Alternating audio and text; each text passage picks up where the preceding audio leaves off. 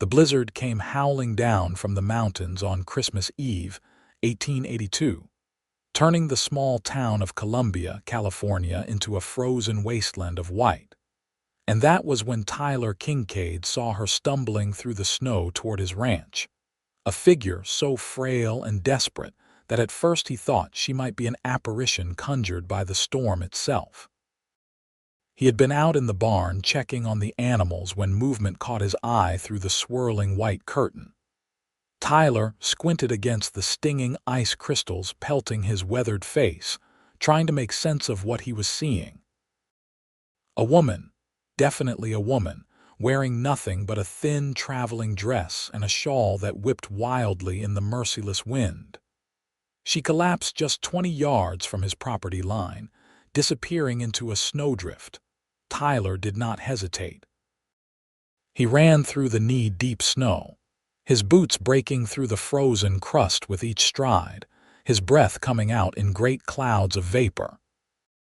When he reached her, she was barely conscious, her lips blue and her teeth chattering so violently he could hear them clicking together over the roar of the storm. He scooped her up in his arms, shocked by how light she was, how delicate her frame felt even through her frozen clothing. The ranch house was warm, thank God. He had spent the better part of the afternoon stoking the fires, making sure his 5 children would not freeze during the night. Tyler kicked the door open with his boot and carried the woman inside, laying her gently on the braided rug in front of the largest fireplace.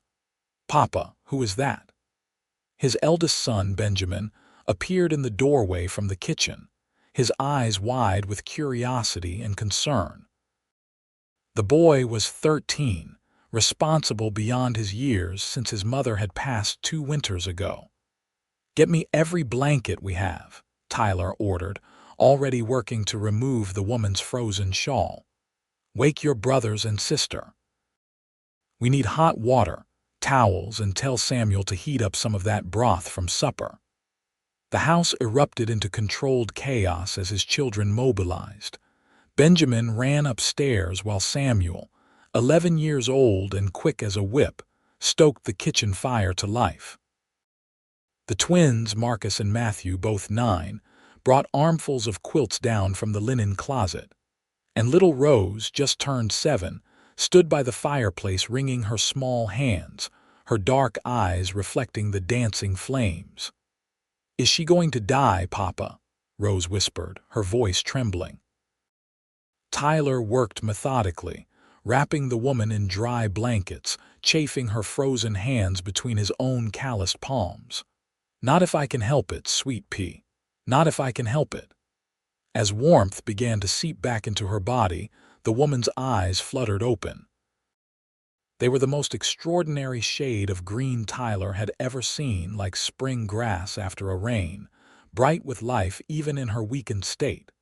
She tried to speak, but her teeth were still chattering too hard to form words.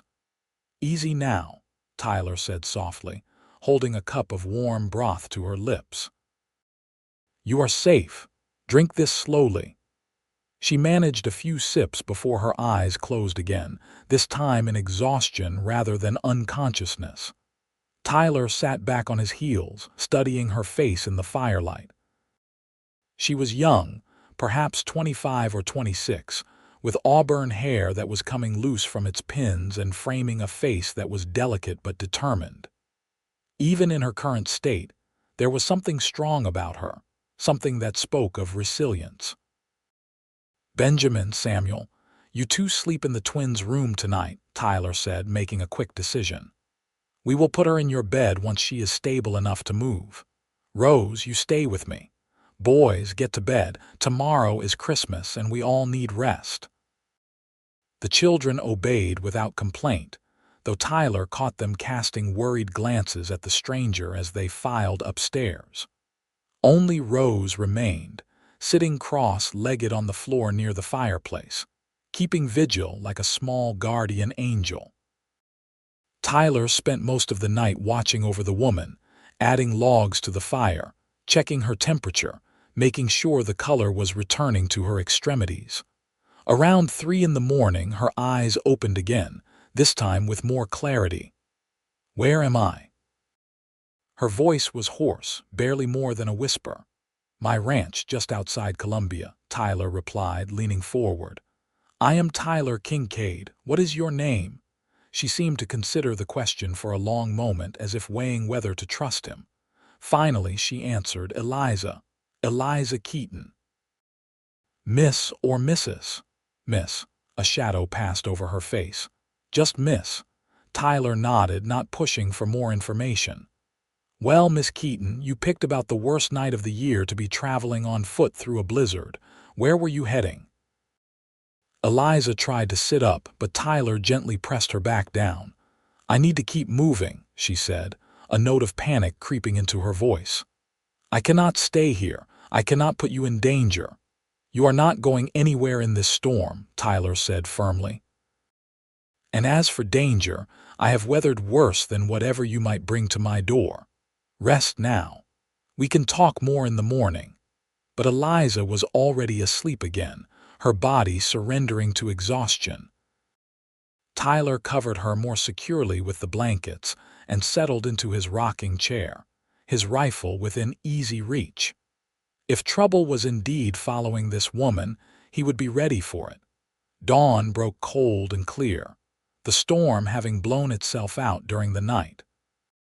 Tyler woke to the smell of coffee and frying bacon, and for a moment he thought he was dreaming. He sat up quickly, his back protesting after a night in the chair, and saw that the pile of blankets by the fire was empty. He found Eliza in the kitchen, still pale but steady on her feet, cooking breakfast while his 5 children sat around the table watching her with fascination.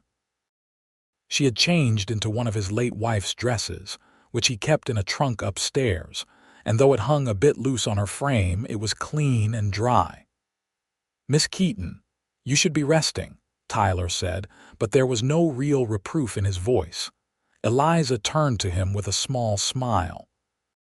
"I am not accustomed to being idle, Mr. Kincaid, and it seemed the least I could do after you saved my life last night." "Papa saved a lady," Rose announced proudly from her seat. "On Christmas Eve, just like a hero in a storybook." Tyler felt heat rise to his face. "I did what any decent person would do. Miss Keaton, these are my children. Benjamin, Samuel, Marcus, Matthew, and Rose." Each child nodded in turn as their name was called. Benjamin, with his serious dark eyes and his father's strong jaw. Samuel, wiry and energetic, already tapping his foot with barely contained energy. The twins, identical except for the small scar Marcus had above his left eyebrow from a fall last summer. And Rose, the baby of the family, with her mother's gentle features and her own fierce spirit. "5 mouths to feed," Eliza said softly, looking around the table. "That is no small responsibility." "6 now, counting you," Rose piped up. "Papa always makes extra on Christmas." Eliza's eyes misted over, and she turned quickly back to the stove. "I will not impose on your family any longer than necessary. Once the roads are clear, I will be on my way." "On your way to where?" Tyler asked, accepting the plate of eggs and bacon she handed him. "Begging your pardon, but you mentioned something last night about danger. If you are running from something, you might as well tell me what it is."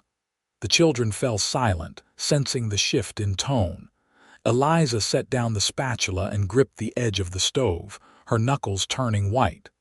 "My uncle," she finally said. "He wants me to marry a man named Charles Donovan. A wealthy rancher from Nevada with more money than morals. When I refused, my uncle locked me in my room and told me the wedding would proceed whether I consented or not." "So you ran," Tyler said quietly. "I climbed out the window 3 nights ago," Eliza confirmed. "I have been walking ever since, staying off the main roads, sleeping in barns when I could find them. I thought I could make it to Sacramento, find work there, start a new life. But the storm caught me, and I got turned around in the dark." Benjamin leaned forward, his young face serious. "What about your parents? Could they not help you?" Eliza shook her head. "Both dead. My mother 5 years ago, my father this past spring. That is when I went to live with my uncle in Nevada. I had nowhere else to go." Tyler considered this information while he ate. The story had the ring of truth to it, and he had always prided himself on being a good judge of character. This woman was not a liar or a thief. She was simply desperate. "How old are you, Miss Keaton?" he asked. 24, she replied. "Old enough to make my own choices about whom I marry, according to the law if not according to my uncle. And this Charles Donovan, he is aware of your escape. I imagine by now he is, yes. My uncle would have sent word as soon as he discovered I was gone."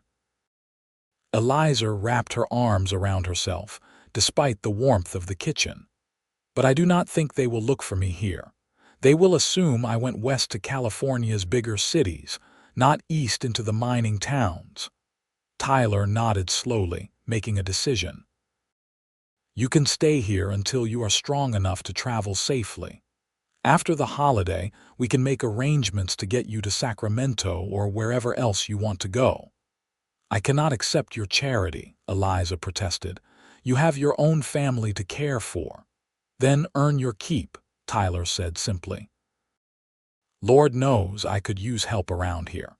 The children do their best, but there is only so much they can manage with their schooling and chores. If you can cook and clean and maybe help with Rose's reading lessons, that would be payment enough." Eliza searched his face, looking for any hint of ulterior motive, but Tyler Kincaid's brown eyes were honest and direct. Finally, she nodded. "Just until after the new year, then I will move on." "Fair enough," Tyler agreed and went back to his breakfast. Christmas Day was unlike any the Kincaid family had experienced since Mary's death. Eliza threw herself into making the day special, baking bread and pies with their limited supplies, teaching Rose how to make paper decorations, and entertaining the boys with stories from her own childhood in St. Louis. Tyler watched from the periphery, mending tack in his workshop, struck by how naturally she fit into the rhythms of his household. In the evening, after a simple but joyful Christmas supper, they gathered in the parlor. Tyler produced his late wife's Bible and read the Christmas story to the children, a tradition he had maintained even when the words stuck in his throat with grief. This year felt different. Rose sat on Eliza's lap, and the older boys were attentive rather than restless. And for the first time in 2 years, the house felt like a home again rather than just a place where they survived. After the children were in bed, Tyler and Eliza sat in the kitchen sharing coffee. The silence between them was comfortable, not awkward. "You loved her very much," Eliza said finally. "Your wife?" Tyler nodded, staring into his cup. "Mary, she was my whole world. When she died giving birth to our 6th child, a little boy who did not survive more than an hour, I thought I would die too. The grief was so heavy I could barely stand under the weight of it." "But you did stand," Eliza observed. For them, Tyler agreed. "Children need their father, especially when they do not have their mother anymore. So I got up every morning and did what needed doing. Eventually, the days got easier. The nights are still hard sometimes." Eliza reached across the table and briefly squeezed his hand. It was a simple gesture of comfort, nothing improper, but Tyler felt a jolt of warmth at her touch that surprised him. He had not thought of a woman that way since Mary's death. "Thank you for letting me stay," Eliza said softly. "I know you are taking a risk." "We all take risks just by living," Tyler replied. "Might as well take them for good reasons." The days after Christmas fell into a natural pattern. Tyler worked the ranch with Benjamin's help, tending to their small herd of cattle, their horses, and their chickens. Samuel took charge of feeding the animals and gathering eggs. The twins split the wood and hauled water. Rose helped Eliza with indoor tasks, following her around like a devoted shadow. Eliza proved to be an excellent cook, much better than Tyler's rough bachelor attempts, and the children began to put on healthy weight. She mended their clothing, adding patches where knees and elbows had worn through. She organized the house, cleaned corners that had been neglected, and filled the space with small touches of beauty. A wildflower in a jar on the kitchen table. Curtains washed and pressed until they were crisp and white. Tyler found himself looking for excuses to come inside during the day, to catch glimpses of her moving through his home, humming softly to herself. He noticed things about her. The way she tilted her head when she was concentrating, the small smile that played at her lips when Rose said something amusing, the strength in her hands as she kneaded bread dough. One afternoon in early January, Tyler was repairing fence posts in the east pasture when Benjamin rode out to him, his face serious. "Papa, there are 2 men at the house asking about a woman," the boy said without preamble. "They are asking if anyone matching Miss Eliza's description has been seen in the area." Tyler felt a cold knot form in his stomach. "Did they give their names?" The one doing the talking said he was a hired man for a Mr. Charles Donovan. The other one barely spoke, but he had a gun on his hip and he kept his hand near it. Tyler dropped his tools and swung up onto his horse. "Go to the McCready place," he told his son. "Tell Mr. McCready I may need assistance. Then you stay there with his family until I come for you." "Do you understand?" Benjamin's face paled, but he nodded. He was a good boy, steady in a crisis. "What about the others?" "I will handle it. Go now." Tyler rode hard back to the ranch, his mind racing. He kept a cool head in difficult situations, a necessity in the Wild West, but the thought of danger coming to his family because of his decision to shelter Eliza made his blood run cold. The 2 men were standing on his porch when he arrived, and Tyler immediately pegged them for what they were. The one in the expensive suit was likely Donovan himself, not a hired man. He had the look of wealth and entitlement, with slicked-back dark hair and a sneer that seemed permanently etched on his features. The other man was definitely muscle, hired protection, with dead eyes and a casual stance that spoke of experience with violence. "Mr. Kincaid," Donovan said as Tyler dismounted. "I am Charles Donovan, and I am looking for my fiancée. I have reason to believe she may have come through this area." "I have not seen any women traveling alone," Tyler replied evenly, moving to block the door. "Weather has been too rough for travel anyway." "Perhaps she sought shelter here," Donovan pressed, his tone suggesting he already knew the answer. "A young woman, auburn hair, green eyes. Her name is Eliza Keaton, and she is not in her right mind. A fever, you understand. She wandered away from her family, and we are desperate to find her before she comes to harm." "That is quite a story," Tyler said, "but like I said, I have not seen anyone matching that description." The hired gun shifted slightly, his hand moving closer to his weapon. Tyler was acutely aware of his own rifle, still in its saddle holster on his horse. Inside the house, he knew Eliza was listening, probably terrified. "I am prepared to offer a substantial reward for information leading to her recovery," Donovan said, pulling a leather wallet from his jacket. "Say $500. Tyler felt a flash of anger. "I do not need your money, Mr. Donovan, and I will ask you kindly to leave my property." Donovan's expression hardened. "I think you misunderstand the situation. That woman is my legal fiancée, contracted by her guardian. If you are harboring her, you are interfering with a legal arrangement. A woman cannot be forced to marry against her will, contract or not," Tyler replied. "That is also the law." You seem very well informed about Miss Keaton's situation for someone who has not seen her, the hired gun observed, speaking for the first time. His voice was flat and cold. Tyler tensed, preparing for whatever might come next. But before the situation could escalate further, the sound of horses approaching drew everyone's attention. John McCready and 3 of his ranch hands came riding up, all armed. "Everything all right here, Tyler," McCready called out. He was a bear of a man, with a thick red beard and a reputation for fairness tempered with a quick fist when needed. Tyler felt the tension ease slightly. These gentlemen were just leaving. Donovan looked around, assessing the odds, and apparently decided they were not in his favor. "This is not over," he said quietly to Tyler. "That woman belongs to me, and I will have her back." "No one belongs to anyone," Tyler replied. "Not in America and not in California. You are trespassing on my land. I suggest you leave before I have the sheriff involved."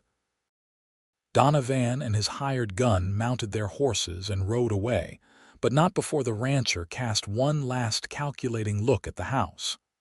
Tyler watched until they disappeared down the road before turning to McCready. "I owe you," he said simply. McCready waved a hand dismissively. "That is what neighbors are for. Benjamin told me a bit of the situation. You have got yourself in the middle of something complicated." "Seems to be my specialty lately," Tyler replied with a wry smile. "Come inside. I will explain everything." Inside, Eliza was sitting at the kitchen table, her face pale but composed. Rose sat beside her, holding her hand. Samuel and the twins stood near the back door, clearly ready to run if necessary. When Tyler entered with McCready and the ranch hands, Eliza stood. "I am sorry," she said. "I should have left sooner. I have brought trouble to your doorstep." "You did not bring it," Tyler corrected. "That man Donovan brought it, and he does not have any legal claim on you, no matter what he says."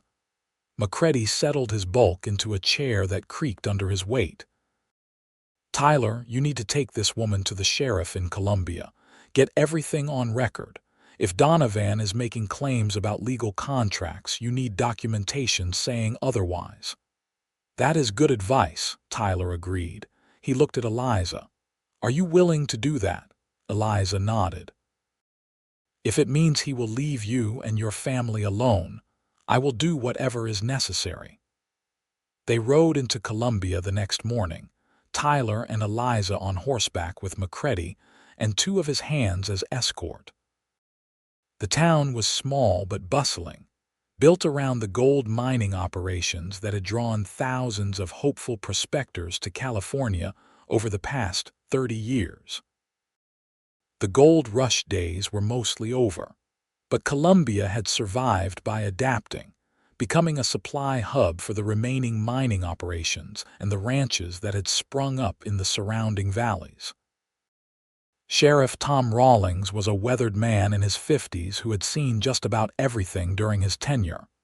He listened to Eliza's story without interruption, occasionally making notes, his expression carefully neutral.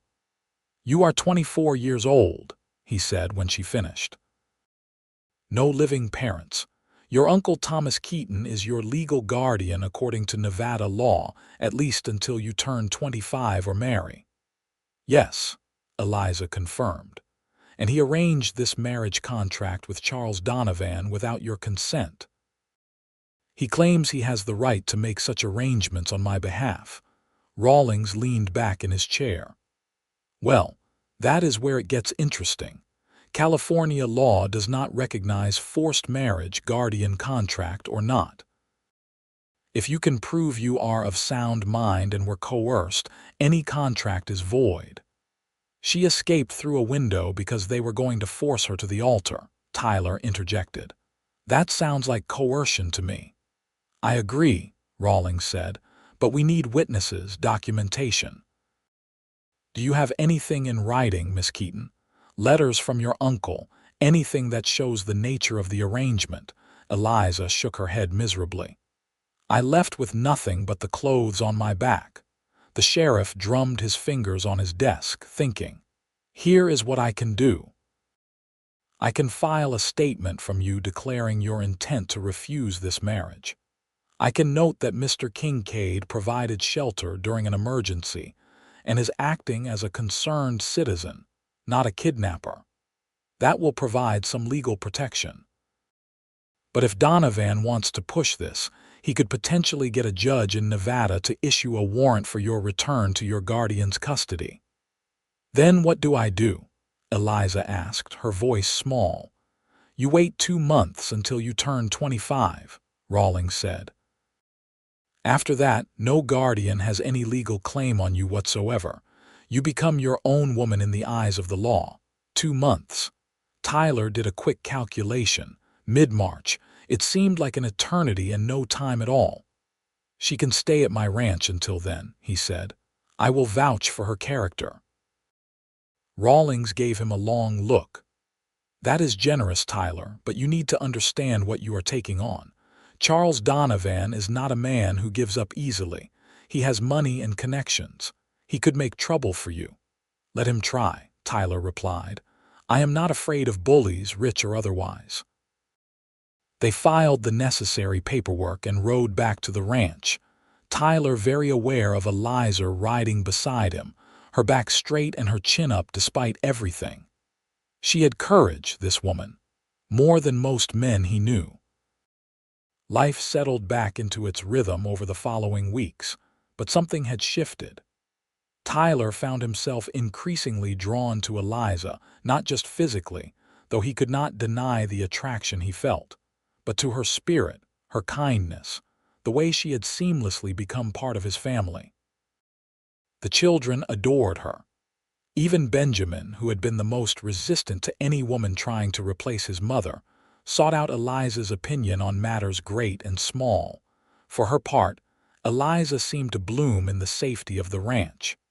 Color returned to her cheeks, and her smiles came more easily. She sang while she worked, old songs that filled the house with music. She taught Rose her letters and helped Samuel with his arithmetic. She sat with Tyler in the evenings, talking about everything and nothing, books and ideas and dreams.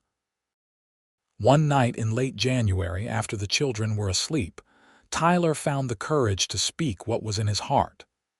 "Eliza," he began, then stopped, searching for the right words. They were sitting in the parlor, she with her mending and he pretending to read a week-old newspaper. "I need to say something, and I hope you will not take offense." She looked up, her needle paused mid-stitch. "What is it? These past weeks, having you here, it has reminded me what it means to have a full house. Not just in terms of chores being done, though that has been helpful, but in terms of life. You have brought life back into this home." Eliza's expression softened. "The children are wonderful. They have made me feel welcome in a way I never expected." "It is not just them," Tyler said, setting down the paper. "It is me too. I find myself thinking about you when I am out working, wondering what you are doing, what you might be making for supper, if that smile of yours will be waiting when I come inside. I have not felt this way about anyone since Mary died." She set down her mending, her hands trembling slightly. "Tyler, I do not know what to say." "You do not have to say anything right now," he assured her quickly. "I just wanted you to know. When March comes and you are free of Donovan's claims, I hope you will consider staying, not as hired help but as something more. When enough time has passed, when it would be proper, maybe you would consider being my wife." Eliza's eyes filled with tears. "You would want that, even knowing that it might bring you more trouble?" "I would face down 100 Charles Donovans for a chance at happiness again," Tyler said with quiet conviction. "I am falling in love with you, Eliza Keaton. I think I have been since the moment I pulled you out of that snowdrift." She rose from her chair and crossed to him, taking his weathered hands in her smaller ones. "I feel it too," she whispered. "This connection between us. I was afraid to acknowledge it, afraid that I was just latching onto safety after running for so long. but it is more than that. You are a good man, Tyler Kincaid, the best man I have ever known. And these children, this life, it is everything I never knew I wanted.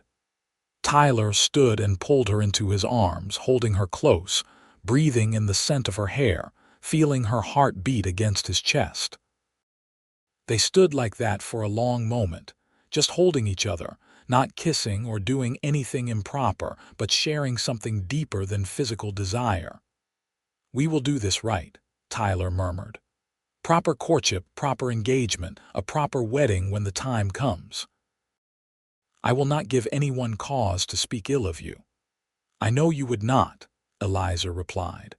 "That is one of the many reasons I love you." February brought warmer weather and new challenges.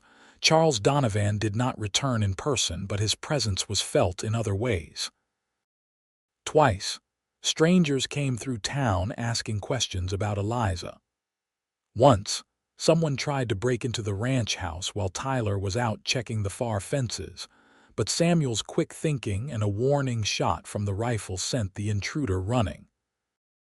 Tyler increased security, making sure the children were never alone, that someone was always armed and ready. He hated living this way, constantly looking over his shoulder, but Eliza's safety was worth any inconvenience. Through it all, their relationship deepened. They would walk together in the early mornings before the children woke, talking about their pasts, their hopes for the future. Tyler told her about Mary, about the guilt he sometimes felt for moving on, for allowing himself to love again. Eliza shared memories of her parents, her childhood in St. Louis. The dream she had once harbored of teaching school before her father's death had derailed everything. "You could still teach," Tyler suggested one morning as they watched the sun rise over the eastern hills. "The school in Columbia is always looking for qualified teachers." "Maybe someday," Eliza said. "Right now, I am content where I am. Teaching Rose her letters is enough for me." Tyler slipped his arm around her waist, a gesture that had become natural between them. "When we are married, I promise to support whatever you want to do. If you want to teach, you teach. If you want to stay home with the children, that is fine too. It will be your choice." "That is all I ever wanted," Eliza said, leaning into him. "The freedom to choose my own path." March arrived with a burst of wildflowers covering the hillsides. On the 15th, Eliza's 25th birthday, they had a small celebration at the ranch. McCready and his wife came over, along with a few other neighboring families who had gotten to know and respect Eliza over the past months.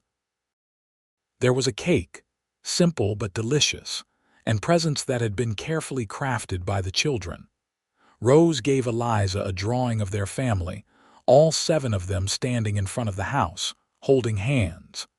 Benjamin had carved a small wooden box for her jewelry.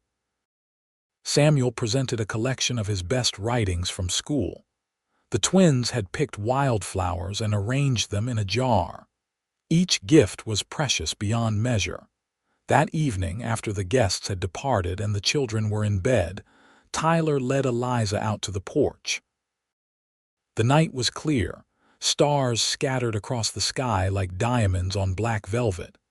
"You are legally free now," Tyler said, pulling a small box from his pocket. "No guardian, no contract, no one to tell you what to do.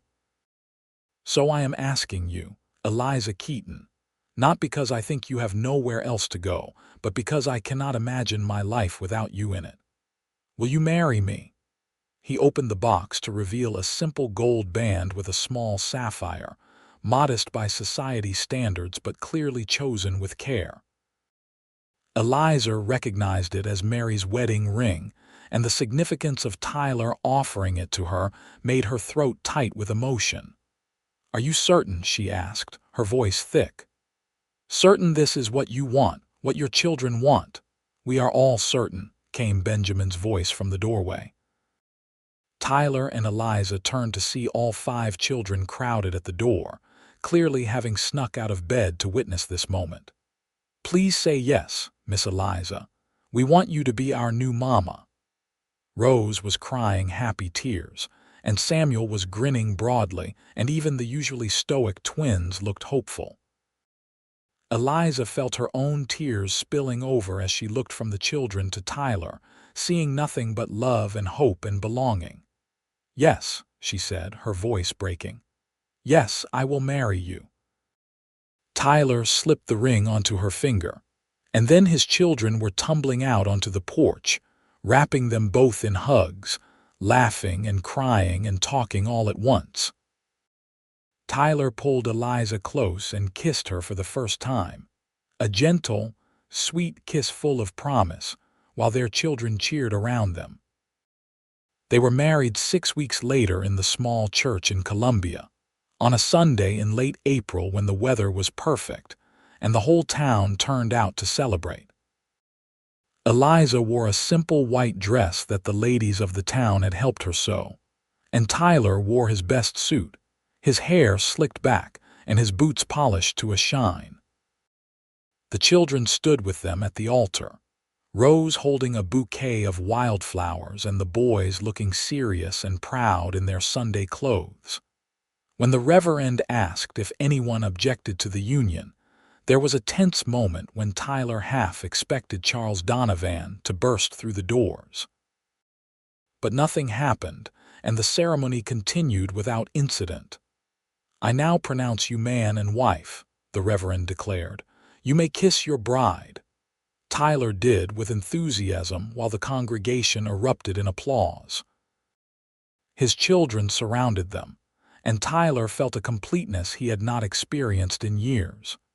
His family was whole again, different than before but no less precious. The reception was held at the ranch, with neighbors bringing food and drink, musicians playing fiddles and guitars, and dancing that lasted until well after dark. Tyler danced with his bride, with his daughter, with the wives of his neighbors. He watched Eliza laugh and spin with his sons, her face glowing with happiness, and thought about how close he had come to missing this, to letting his grief keep him isolated forever. As the evening wound down and guests began to depart, Macready pulled Tyler aside. "You did good, my friend," he said, clapping Tyler on the shoulder. "That is a fine woman you married." "The finest," Tyler agreed. "I just hope Donovan has given up his pursuit." Macready's expression grew serious. "I have heard some things through my business contacts. Apparently, Donovan is in financial trouble. He was counting on Eliza's dowry, what little there was, to shore up some bad investments. Without her, he has had to sell off property. His reputation has taken a hit too. Word has gotten around that he tried to force a woman to the altar, and that does not sit well with decent folk." "Good," Tyler said firmly. "Maybe he will think twice before trying that with another woman." "Maybe," Macready agreed, "but men like that do not always learn their lessons." "Watch your back, Tyler." Tyler promised he would, but as he rejoined his wife and children, watching them laugh together in the lamplight, he refused to let fear of what might happen steal the joy of what was. Eliza was his wife now, legally and in every way that mattered. They had beaten the odds, survived the winter, and come out the other side stronger. That night, after the last guest had gone and the children were finally asleep, Tyler and Eliza stood together in their bedroom, the room that had once belonged solely to Tyler and Mary. Eliza had added small touches over the past weeks, preparing for this moment: new curtains, fresh linens, a vase on the dresser. It was still familiar but transformed, just like Tyler's life. "Are you nervous?" Tyler asked gently as Eliza unpinned her hair, letting it cascade down her back in auburn waves. "A little," she admitted. "Not about you, but about living up to everything this means. Being a wife, a mother to your children, it is a lot of responsibility." Tyler crossed to her and turned her to face him, his hands gentle on her shoulders. "You have already proven yourself 100 times over. My children love you, I love you, Everything else we will figure out together." "Together," Eliza repeated and smiled. "I like the sound of that." Their first kiss as husband and wife in the privacy of their room was different from the chaste kiss at the altar. It was deeper, more passionate, full of the longing they had held in check during their courtship. Tyler was careful with her, mindful that this was all new for her, but Eliza responded with a matching passion that spoke of trust and desire. The details of their wedding night were private, sacred, but when morning came, they woke tangled together in the sheets, content and happy in a way neither had thought possible just months before. Through the walls, they could hear the children beginning to stir, the sounds of daily life resuming. "Do you think they will be different around me now?" Eliza asked, her head resting on Tyler's chest. "Now that I am officially their stepmother." "They will probably test boundaries a bit," Tyler said honestly. "Especially Benjamin and Samuel. But they have been calling you Mama for weeks now in private. This just makes it official." Eliza sat up, surprised. "They have." Rose started it, but the boys picked it up quick enough.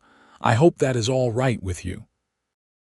"It is more than all right," Eliza said, her eyes shining with unshed tears. "It is everything."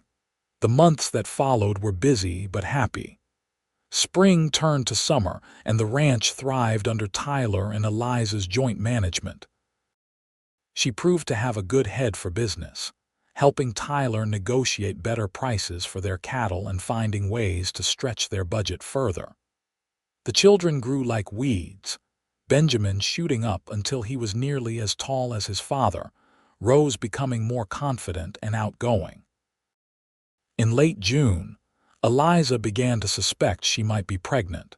She waited another month to be sure before telling Tyler, nervous about how he would react.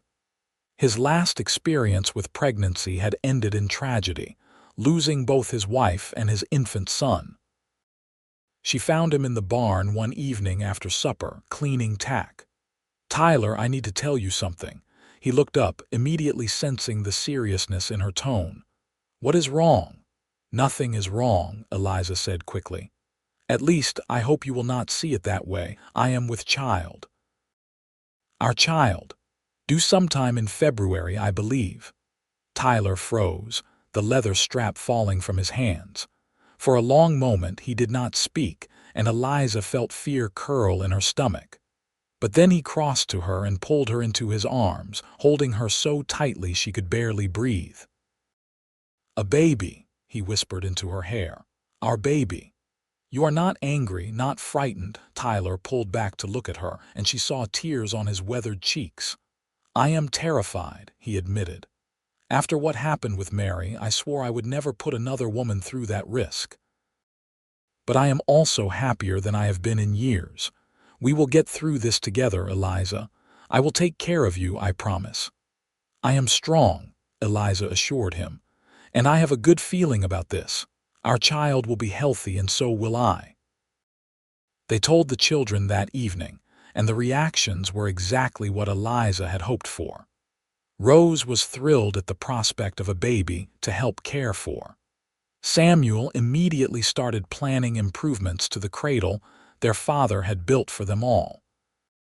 Benjamin looked a bit uncomfortable with the whole discussion, but managed a genuine smile. The twins wanted to know if they could teach the baby to fish. "Let us wait until the baby can walk first," Tyler suggested with amusement. As summer faded into autumn, Eliza's pregnancy progressed normally. Tyler hovered like a nervous hen, much to everyone's amusement, barely letting her lift anything heavier than a book. Eliza bore his overprotectiveness with good humor, understanding it came from love and loss. In October, they received word that Charles Donovan had died in a gambling dispute in Virginia City. The news came via a letter from Eliza's uncle, who apparently felt obligated to inform her despite their estrangement. Donovan had been drunk, accused another man of cheating, and been shot in the ensuing argument. I should feel something, Eliza said quietly as she read the letter. Relief or sadness or something, but mostly I just feel nothing. He was a stranger who wanted to own me, and now he is gone. You are free of him for good now, Tyler said, reading over her shoulder. No more looking over our shoulders, no more worrying. The letter also contained an unexpected piece of news. Eliza's uncle had died of a heart attack the week before Donovan, and in his will he had left everything to Eliza, his only living relative. It was not a fortune, but it was enough, a modest house in Carson City and several $1,000s. We could use that money to expand the ranch, Tyler suggested. Buy more cattle, maybe hire some help for the busier seasons. Or we could use it to send the children to better schools, Eliza countered. Give them opportunities we never had. They compromised, using some of the money for both purposes. Tyler hired 2 ranch hands, easing the workload considerably. They arranged for Benjamin to attend a better school in Sacramento the following year, preparing him for college if he wanted it. The rest they saved for the future, for emergencies and opportunities not yet imagined. Winter came again, but this time Eliza watched the snow fall without fear. She was warm and safe in her home, surrounded by her family, carrying new life within her. On a cold night in mid-February 1884, she went into labor.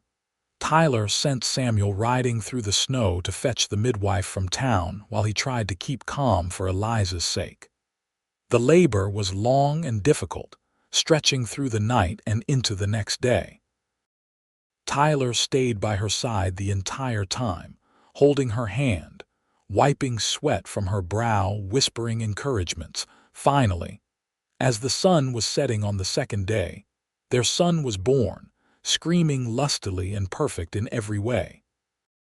The midwife cleaned him and handed him to Eliza, who cradled him against her chest with tears streaming down her face.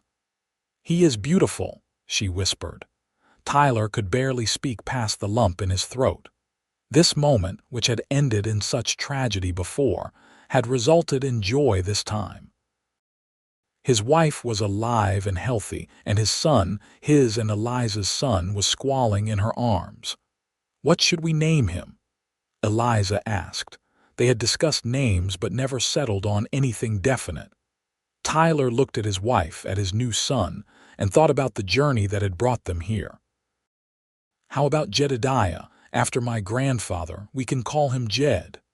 "Jedediah Kincaid," Eliza tested the name. "I love it." When the older children were finally allowed to meet their new brother, the house erupted in excitement. Rose was beside herself, insisting she should be allowed to hold him immediately. Benjamin, now 15 and trying to project maturity, could not hide his grin. Samuel wanted to know when Jed would be big enough to play with. The twins took turns making faces at the baby, trying to get him to smile.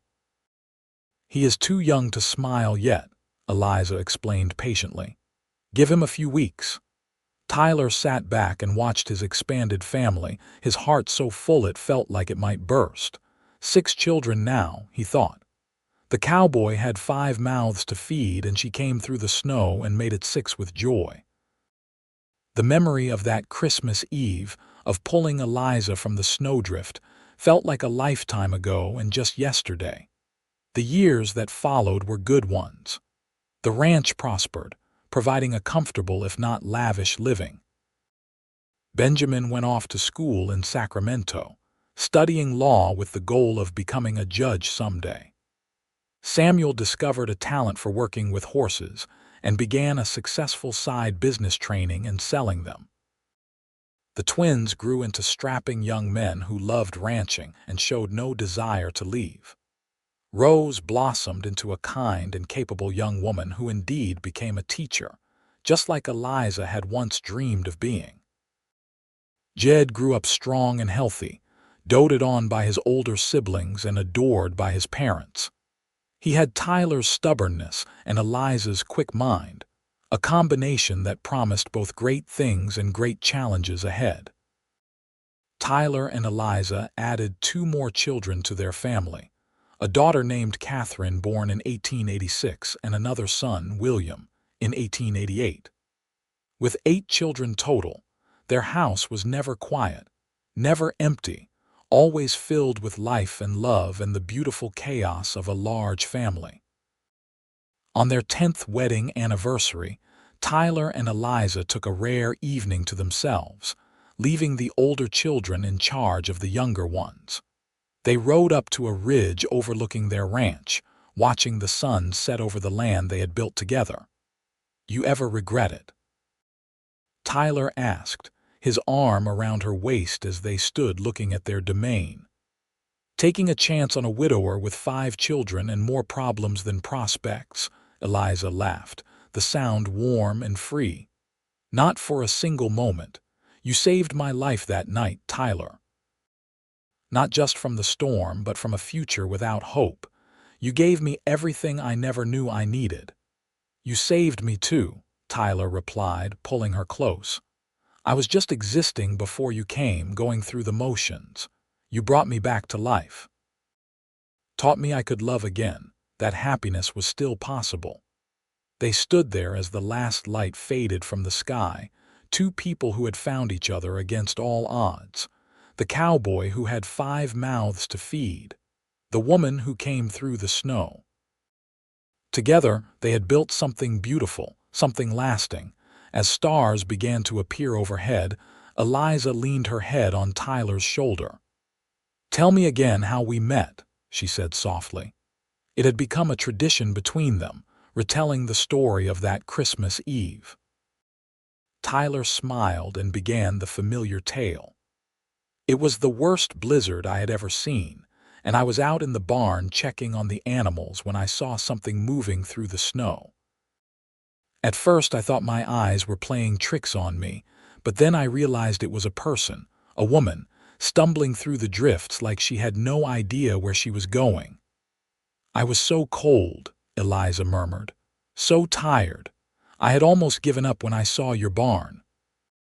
I thought if I could just make it there, I could rest in the hay, just for a little while." "But you did not make it to the barn," Tyler continued. "You collapsed 20 yards from my property line, and I ran through that snow faster than I have ever run in my life. When I picked you up, you weighed almost nothing. I thought you might die before I could get you inside. But you did not let me die," Eliza said. "You saved me, and your children took me in without question.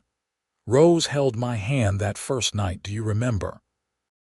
Even though she had no idea who I was. She knew you were someone who needed help," Tyler replied. "We all did. And the moment you were strong enough, you started helping back, cooking breakfast for my children, organizing my house, bringing light and warmth back into our lives." "I had nowhere else to go," Eliza said. "But even if I had, I think I would have stayed. There was something about you, about all of you, that felt like home from the very beginning." They continued the story, trading lines back and forth, remembering Donovan's threats and the fear of those uncertain months. They remembered the day Eliza turned 25 and became legally free. They remembered their wedding, the birth of their children, the growth of their family and their ranch. "You think they will tell our story someday?" Eliza asked as they finally mounted their horses to return home. "Your grandchildren and great-grandchildren." "I hope so," Tyler said. "I hope they tell the story of how love can find you even in the middle of a blizzard, even when you think your heart is too broken to feel anything again. I hope they remember that taking a chance on someone, opening your home and your heart, can lead to the greatest joys imaginable." As they rode down the ridge toward their ranch, they could see lights glowing in the windows. Through those windows, they could see their children moving about, preparing for their parents' return. Jed was probably supposed to be in bed but was likely sneaking around underfoot. Catherine would be helping with dishes while William played with his toy soldiers on the floor. The older children would be supervising, keeping order in their own way. It was everything Tyler had lost when Mary died, everything he thought he would never have again. And it had all come back to him because he had opened his door on a snowy Christmas Eve and let in a frozen, desperate woman running from a forced marriage. "I love you, Eliza Kincaid," Tyler said as they reached the barn. "And I love you, Tyler Kincaid," Eliza replied. "Today, tomorrow, and always." They put up the horses together, working in comfortable tandem, movements synchronized from years of partnership. When they walked back to the house hand in hand, their children greeted them at the door with hugs and questions about their ride and demands for attention. Tyler looked around at his noisy, chaotic, beautiful family and felt a wave of gratitude so strong it nearly knocked him over. This was what life was supposed to be. Not easy, not without its challenges and sorrows, but full of love and hope and the promise of tomorrow. That night, after all the children were finally, actually asleep, Tyler and Eliza lay in their bed talking quietly about plans for the coming week. The fence in the north pasture needed mending. Catherine had a school recital on Thursday. William was getting too big for his boots and needed new ones. Benjamin would be coming home from Sacramento for a visit in 2 weeks. The twins wanted to try breeding a new strain of cattle they had read about. It was all wonderfully mundane, the stuff of real life, of a family building a future together. Eventually, their conversation trailed off, and Eliza drifted to sleep in Tyler's arms. Tyler lay awake a bit longer, listening to his wife breathe, thinking about the turns his life had taken. If anyone had told him on that terrible day when Mary died that he would find love again, that he would be happy again, he would not have believed them. Grief had seemed like a permanent condition, a weight he would carry forever. But Eliza had proven that hearts could heal, that new love did not diminish old love but existed alongside it. Mary would always be his first love, the mother of his first 5 children, an important part of his history. But Eliza was his present and his future, his partner in every sense of the word. He pulled her closer, careful not to wake her, and closed his eyes. Outside, the wind picked up, rattling the shutters, and Tyler was reminded of that long-ago blizzard. But where that storm had once seemed threatening, now any reminder of it just filled him with gratitude. The years continued to pass, each one bringing new challenges and new joys. The country around them changed as California grew and developed. The wild, rough edges of the frontier began to smooth out as law and order took firmer hold. Columbia evolved from a rough mining town into a proper community with schools, churches, and social organizations. Through it all, the Kincaid family remained a constant, well-respected pillar of the community. Tyler served several terms as a county supervisor, using his practical wisdom to help guide local development. Eliza became known as the woman to call when someone was sick, or a new mother needed help, or a family was struggling. She had a gift for knowing what people needed and providing it without making them feel like charity cases. Benjamin graduated from law school and passed the bar, eventually setting up practice in Sacramento. He married a schoolteacher named Margaret, and they gave Tyler and Eliza their first grandchildren, twin girls named Mary and Elizabeth, honoring both of Tyler's wives. Samuel's horse training business grew until he was supplying animals to ranches throughout Northern California. He married late, at 32, to a widow with 2 children of her own. Samuel became a devoted stepfather, showing the same acceptance and love that Eliza had shown him. The twins, Marcus and Matthew, took over more and more of the ranch operations as Tyler got older. Neither married, content to be bachelor uncles who spoiled their nieces and nephews outrageously. They built houses on opposite ends of the property and worked the land with a dedication that made Tyler proud. Rose became exactly the teacher she had always wanted to be, working at the school in Columbia for over 30 years. She married a newspaper editor named James Hartford, and together they had 4 children.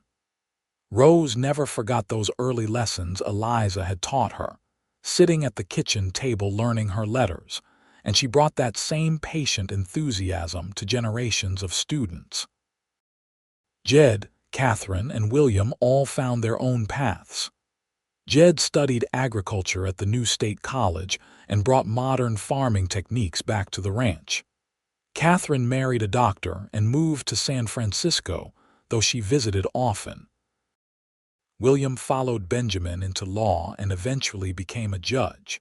Just as his older brother had once aspired to be through it all, Tyler and Eliza remained the center of their expanding family.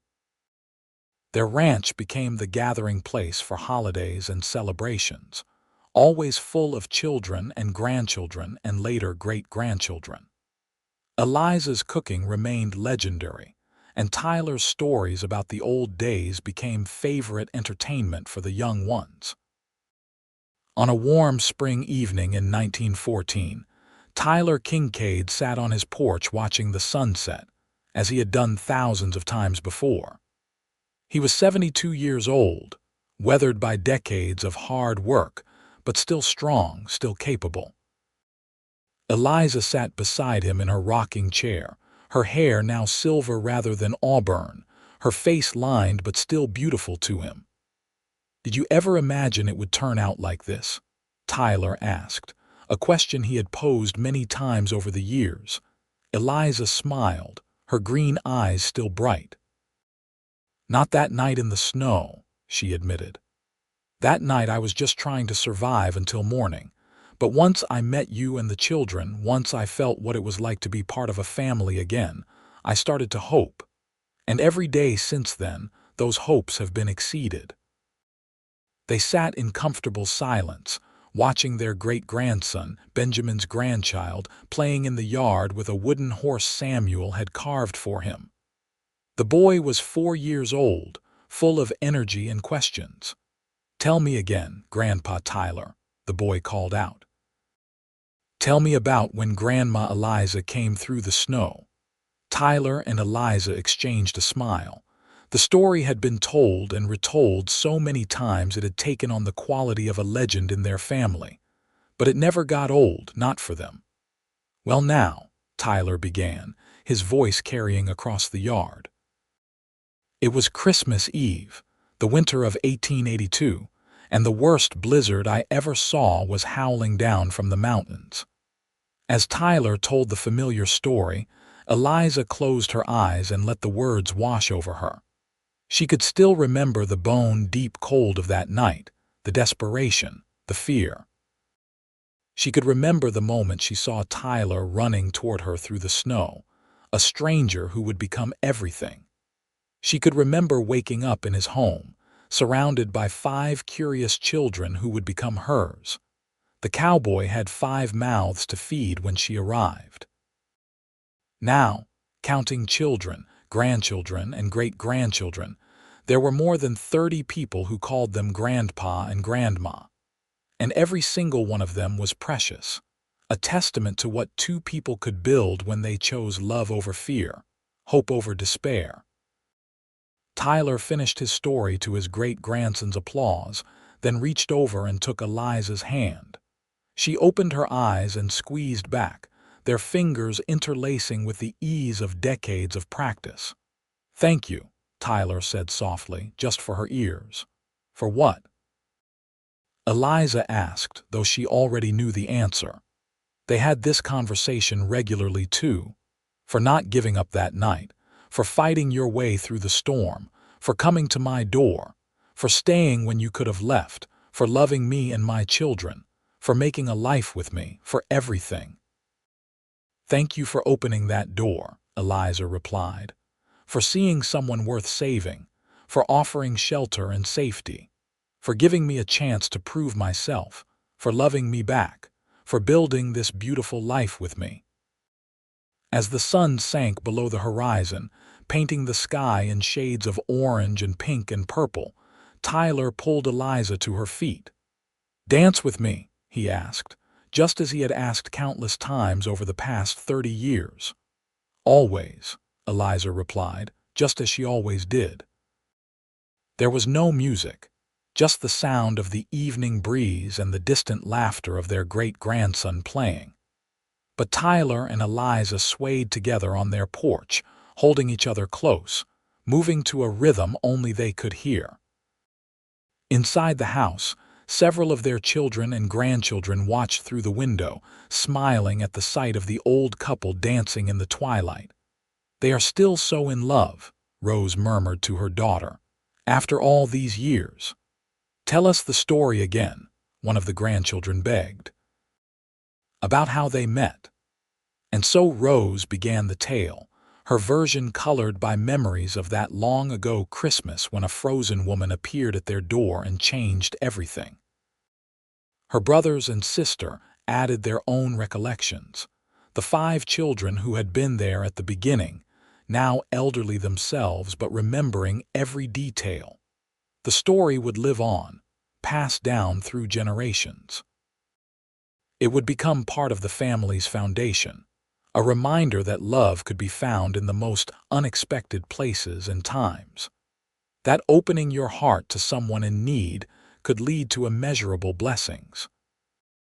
That family was not always about blood, but about choice and commitment and showing up every day even when it was hard. Tyler and Eliza danced until the stars came out, until their great-grandson was called inside for bed, until the house grew quiet around them. Finally, they made their way inside themselves, moving slowly up the stairs to the room they had shared for 3 decades. "You have any regrets?" Eliza asked as they prepared for bed. "Anything you wish you had done differently?" Tyler considered the question seriously, as he always did. "I wish I could have protected you from Donovan's threats sooner. I wish the children had not had to grow up without their mother for those 2 years before you came. I wish we had more time left together, though neither of us knows how much that will be." "But no regrets about us," Eliza pressed. "Not a single one," Tyler confirmed. "You are the best thing that ever happened to me, second only to my children, and even that is a close race because you brought so much joy to them too." They settled into bed, Eliza curling against Tyler's side as she had done for 30 years. Through the walls, they could hear the sounds of their family settling in for the night. Several of them were staying over, filling the house with life just as it had been in the early days. "I love you, Tyler Kincaid," Eliza whispered into the darkness. "Thank you for saving me." "I love you, Eliza Kincaid," Tyler replied, kissing the top of her head. "Thank you for saving me back." They drifted off to sleep together, 2 souls who had found each other in a blizzard and built an empire of love. Their story, which had started with such desperate circumstances, had transformed into something beautiful and lasting. The cowboy who had 5 mouths to feed had opened his heart to make room for one more, and that simple act of kindness had rippled out across decades, touching countless lives. Outside, snow began to fall, a light dusting that reminded Tyler of that Christmas Eve so long ago. But this snow was gentle, peaceful, covering the ranch in a blanket of white. Inside, safe and warm, surrounded by the family they had built together, Tyler and Eliza slept peacefully, their love story complete and perfect in every way that mattered.